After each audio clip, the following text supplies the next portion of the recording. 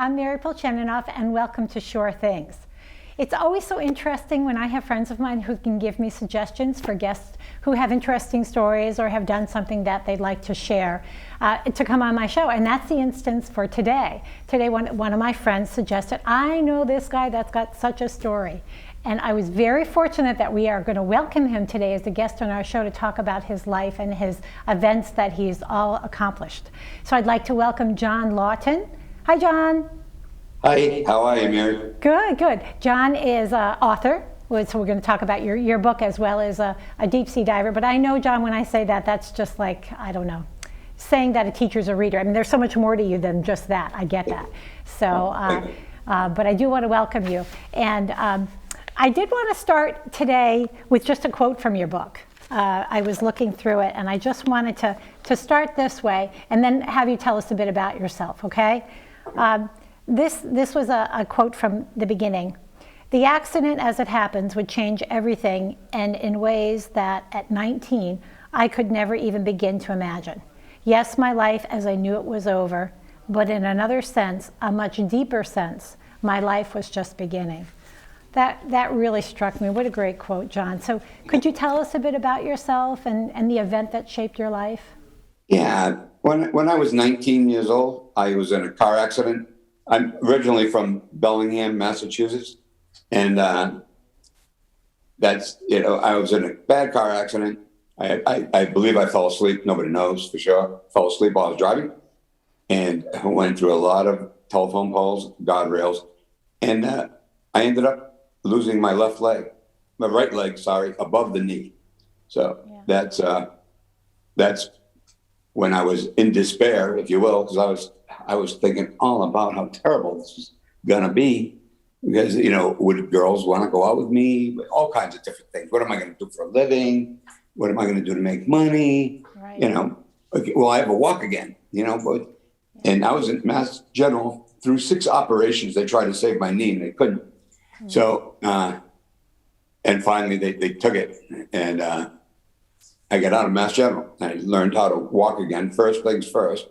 I learned how to walk again in uninhabited neighborhood. I mean, my parents' house was right next to a sandbank, where the trucks would go and get gravel in the wintertime. Yeah. And so I used to walk around there constantly, day in, day out, until I bled profusely. Yeah. And then, my mother had an idea.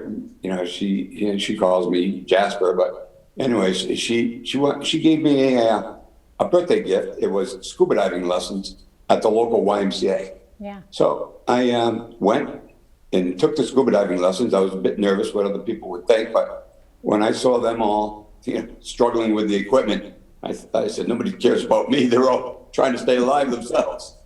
That was quite an experience. You talk in the book too about your parents, your mom and your dad, and the impact they had on you and your development. It sounds like they were very hardworking people. Yeah, they were. They saved every cent they ever made. My mother's still alive. She's in her late 80s now. Yeah. And my father passed a few years ago. Yeah. But my father taught me how to work hard. I mean, he always working. I mean, like 2 or 3 jobs. Yeah. And then my mother, she was the same way. She would teach second grade all year long, and then she was also a dietitian. That's what she went to URI for, to become a dietitian. Yeah. And so she'd be at the local hospital. She'd never get a vacation, because at the local hospital, when she had a day off, they would take her in there and work her, as a dietitian. Do you think that whole growing up with that work ethic also influenced you as you went through? Because you really went through some difficult times, even in your career. Yeah, I mean, some were difficult, but now I look back on all that, and it was definitely needed for me. I mean, I was a little on the wild side when I was a teenager, and I needed something like this to give me time to sit back and lay in the hospital bed and think about what I really wanted to do in life.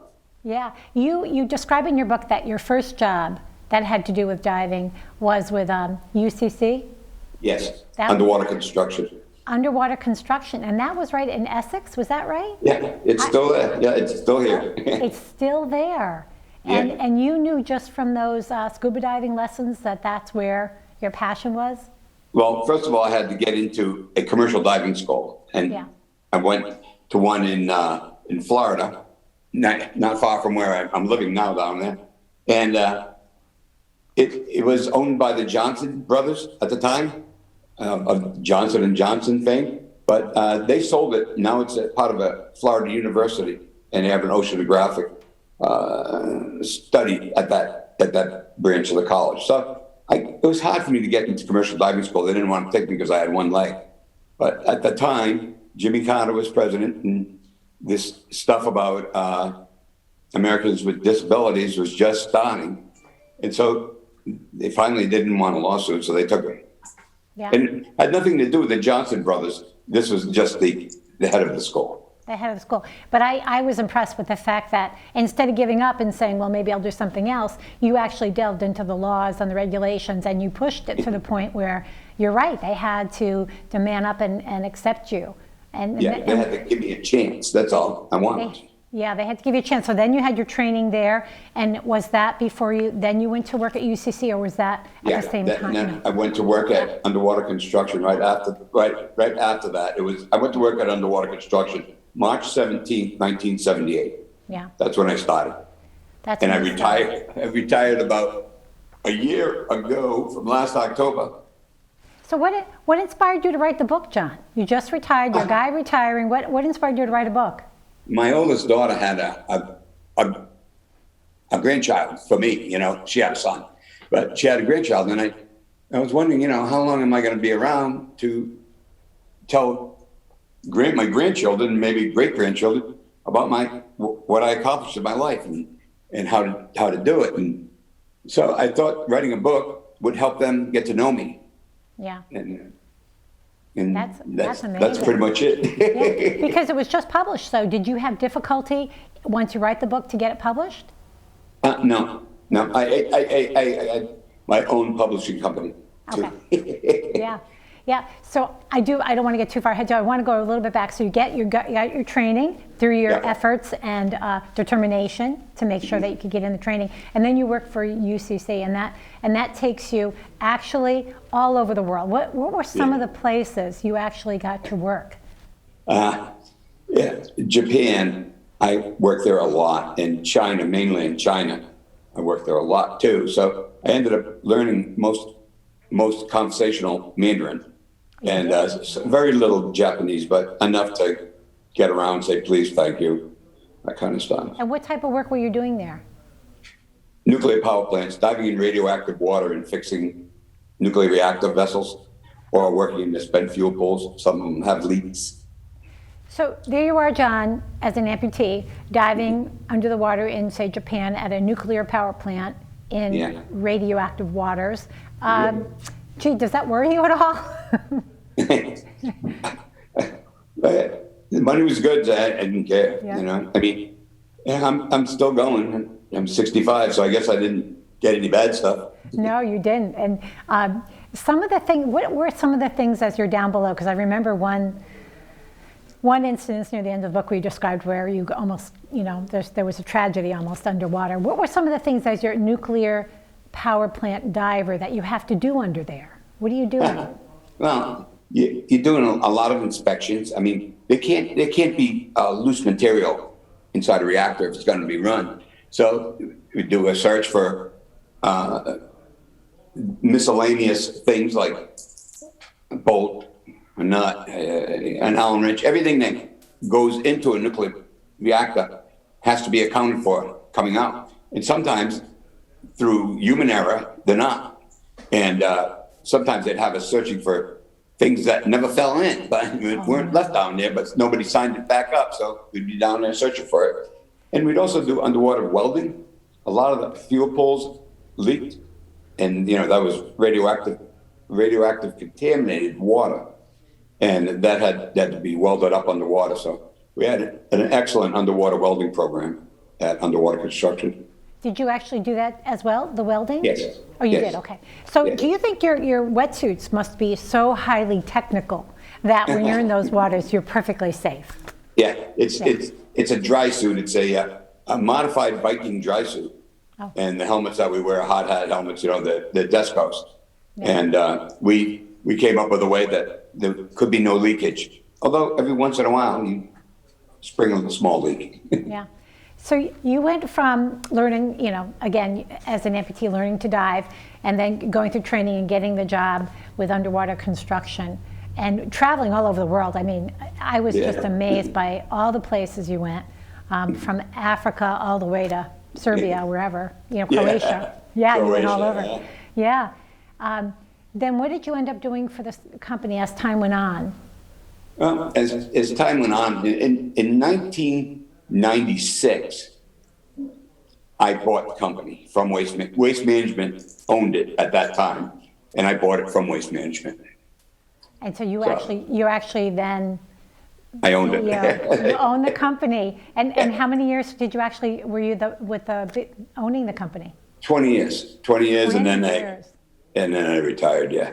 Because I'd been with the company 20 years before that. I was with the company a total of like 42 years. It's the only job I ever had. That's amazing then. Do you feel like as a worker coming up through the ranks, actually learning the field and coming through the ranks, and then you become the owner and the boss in charge, do you feel that you were able to see it through the workers' eyes and make some needed changes in the company? Oh yeah, definitely, most definitely. I knew exactly what they were going through when people would complain or had an issue. I knew exactly what they were talking about, and I would help them take care of it. I would never force anybody to do anything that they didn't want to do. Yeah. And I'd done it all, so. Yeah, do you see in that whole field also, I wondered, legal-wise, if there were also, as you were in the field for 40 years then, did the legislation or the regulations change as time went on with that? Yeah, well, the ADCI, because now it's international, is the American Diving Conference, and they set down the rules for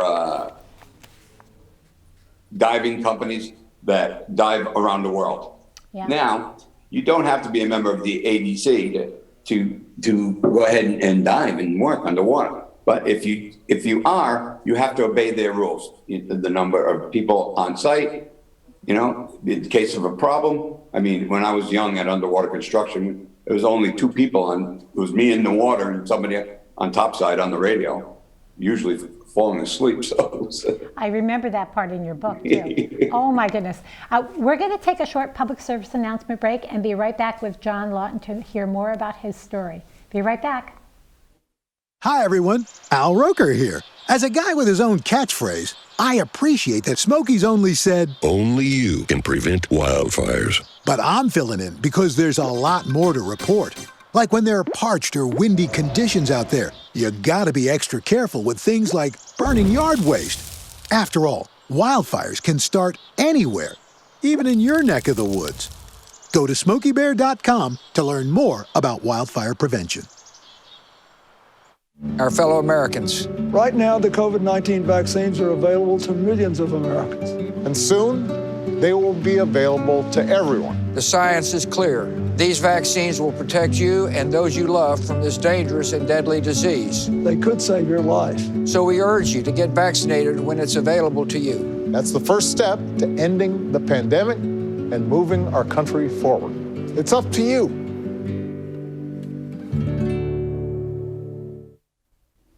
Hi, welcome back to Shore Things. I'm here today with John Lawton, who is author, deep sea diver, former owner of his own company, and amputee. See, John, I even forget to mention that because you're so accomplished. And that is the amazing part, that through that horrific accident at 19, where some people might have spiraled, you actually found a niche and passion and went with it. That's amazing. Thanks. I mean, nothing's easy in life.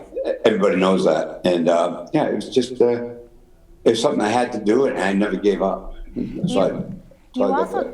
also talk about the people that you met at Mass General on your ward. I think it was called White 9, and the impact they had. Yeah. When I felt sorry for myself, I was in intensive care for weeks. And when I got out of intensive care, then I went to White 9, and that's the rehabilitation floor for double amputees, quadriplegics, paraplegics, and they were all my age. So I went up, I was put on that floor, and I got to meet all kinds of different people from all over the country, because Mass General is a really good hospital, as you know, and we had a lot of fun. And as soon as I got there, I realized there is no feeling bad for yourself here. It's impossible. Don't do it. I mean, and since then, I've really disliked sympathy of any kind, you know, even if it's, something that I missed, or, I don't like sympathy at all. And there, nobody ever wanted any sympathy. They just wanted to get on with their lives as fast as they could. Yeah, I could tell in the book that made quite an impact. It didn't stop you from doing wild and crazy things, even though you were in the hospital, though. I have to admit, John. Kicked out twice, officially kicked out. But, my dad did get me back in both times. Yeah, so I guess you were always a risk taker from a very young age in that pursuit. Do you see, you mentioned, I guess it's Jillian's your oldest daughter, right? Yeah. And you mentioned you have a grandson? Yeah, she has a boy. I think he was 9 months yesterday or the day before. Yeah. Okay. Yeah. His name is Miles, but he's a great kid. Miles, right? Yeah, you have a picture in your book of Miles, right? Yeah. Yeah. That's when he was newborn, though, I think. Do you think that being a granddad changed your perspective? Not really. No. Not really. I want my grandchildren to know about me. I don't know how long I'll last on this earth. Yeah. But I like them. That's why I wrote the book, so they would know about me, know how I did things and felt about things, and maybe some of the things that should be destroyed, so they don't know. Yeah. No, I think it paints a picture, of your experiences and how you dealt with watching other people go through them too, which I thought was really interesting in getting to know you. It's interesting. I read an article this morning about 3 things, not to be morbid, 3 things that people, regret before they die. But one thing was really telling people what you want to tell them. So I was thinking about that as you were mentioning your book, and that's why you wrote it, one of the reasons. And it really is important to tell the family what you want them to know. So I think that was a really great reason. I did have another quote I wanted to share from your traveling, because I was so impressed with your traveling. And it was, I always had a sense, wherever in the world I was, that I needed to take advantage of whatever unique experience the place offered, figuring I might never travel that way again. That was really awesome. You felt that on all your travels, John? Yeah. Did you feel that on your travels? Yeah. Okay. So we learned about that, and the fact that John took over the company, which was awesome, and had that unique perspective on what it was like to be a worker and then even to be a boss, which was awesome. And we learned that, again, his experiences both at the hospital and with people he knew really drove everything that he had to say, which is very interesting. So we just talked about, I was mentioning that I had read this article today about people that, unfortunately, from hospice workers, they get these people that talk about what they regret in their life as they're nearing the end. And one of the things they talked about was not telling people. But I thought what was interesting was at the end of John's book, he has, and he just mentioned how he doesn't like sympathy, so this goes right along. If you're feeling sorry for yourself, knock it off. If you've ever been given a setback and you're thinking you'll never recover from it, cut it out. Be grateful for all you've got, the good and the bad, and live your life as fully as you can. Remember, do what you love and life will always be good to you. I thought that was an excellent way for him to finish his work and talk about all, again, that he's accomplished with the disability that he had as a result of that accident. He also goes into, there are many places he went to. He talked about how he learned the language in China and he went to Japan. He talks about Croatia and being there at a time of upset with problems with Serbia, which was very interesting. And a lot about the Caribbean because, of course, as if any of you know about diving, that's where a lot of people that are passionate about diving end up going to. They end up getting training down there and other factors as because they have the availability there in the warm waters, which is beautiful. John now lives down in by Fort Pierce, I believe, and he has down there, he still keeps diving. In fact, he has a very interesting story about his next goals, because even though he's retired from diving and from his business, which he sold and did well, he also now looks ahead to some other parts of his life that he'd like to partake in, which I find very interesting. He mentioned a bit before we came on the air, and I'm hoping that we can get him back. We actually lost John for a bit on the call. So I'm hoping we can get him back so that we can talk a bit about his experiences, what he's looking forward to for his experiences at this time, because that would be wonderful. Another part of the book that John didn't talk about, but it goes into detail in it, and not to be too graphic, but he talked a lot about what the work was to actually adapt to having a prosthetic leg, and the amount of time and effort, not only physical therapy, which a lot of people go through as a result of some different injuries or operations they might have had, but also the pain, and he alluded to that a bit in talking about being by his parents' house by the sand pits. His parents also at one point had a pretty big farm, and he did a lot of work on the farm too with the animals. So he talked a bit about also that his time at the rehab, which was at the White 9 unit, and I mentioned a bit that he got into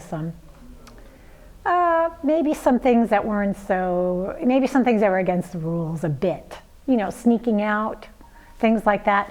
Things that I could see would make a great movie, so you never know what might happen with this, as he talked about. The other thing that John talks about besides his daughter, okay, right. So, but I'm hoping that I can do an update and talk more about, maybe just have John in for a snippet. We did lose him, so I'm sorry that we can't continue our conversation. But I'm going to give you a teaser on it because I hope we can get him back to talk about it. But he's talking about his next experiences diving for treasure, lost treasure ships. So I know I want to know more about that, and I hope that you want to know more about that too. So we will have him back again when we can finish our interview and talk about his plans for diving for treasure and all that he's gone through. So I want to thank you for tuning in today and learning more about our topic about John Lawton. Until next time, take care and see you soon.